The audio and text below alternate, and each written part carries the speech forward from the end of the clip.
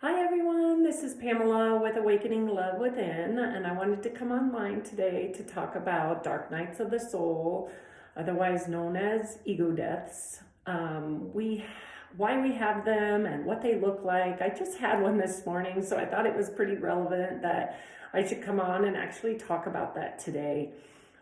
We very, very confusing, very painful.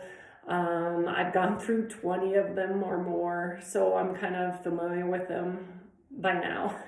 But in the beginning, I definitely wasn't. I was massively confused in my head, in my heart, in my body, even to the point in my soul. So they are definitely, when you start changing your frequency and your vibration, your ego is literally trying to latch on to you and keep you down to this lower vibration because it doesn't want you to grow. It doesn't want you to go and get better. And so the ego is trying to hold on with everything it has, and it starts giving you a bunch of BS about who you are. You're not enough. Your desires are not there. You should be ashamed of all your desires. And your ego just jumps in and just starts going after you. And at points, I definitely have jumped on board and said, "You're right. Why am I thinking all this? This is crazy. You're absolutely right." And I shouldn't have been doing that. But I mean, it just attacks you and you really don't know what to do. I just know that I am soul, and I knew that my body and soul were two different things. And so when you start going through these ego deaths, like you start to understand the two differences. And I knew that stuff that was happening to me was not for me. It was just like I wanted to rip the skin off my body. The terrible thoughts that were going in my head, and I'm just like, I would punch myself in the face because I'm just like, I want those thoughts so badly out of my system. And you go through this process, you even this is the point where you start having suicidal thoughts, and hopefully you don't go down that route and have something to hold on to you to pull you back from these dark nights of the soul. But we have them so we can grow. And on the other side of this is really, really amazing awakenings, and awareness just comes your way, and you understand that the ego is right there just to keep you at a low vibration when you could be at a different vibration, and you just got to keep growing, and you can make choices and changes. And that broken ego is something that it learned at a very young age, and that doesn't apply anymore. They don't serve you anymore. And so when you sit there and start going into the inner depth of your child and healing, like you're changing your vibration, and that ego doesn't want you to change. It wants to keep you down here with it. And it's just like you have to have this rebirth to keep growing.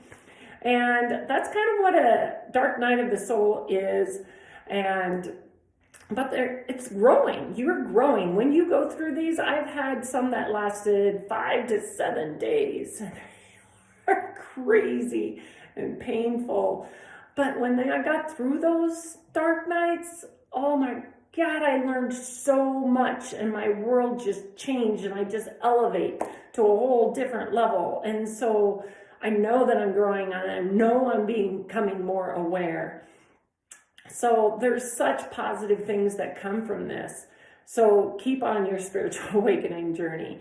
And things that I want to say that you can do afterwards is really stay present.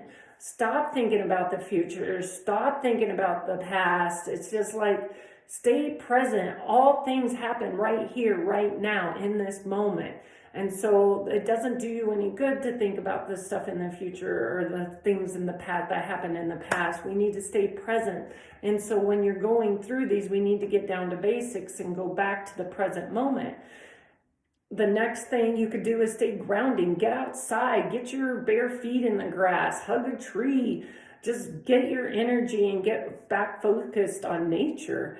You can just go around telling your house plants that you love them. There's crazy things like this that actually work.